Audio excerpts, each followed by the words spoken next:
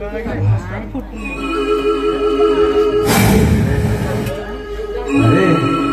बैठा अंदर बिठाए नहीं पुना जाने लग बसा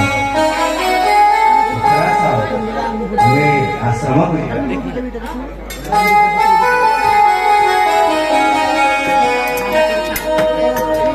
जाओ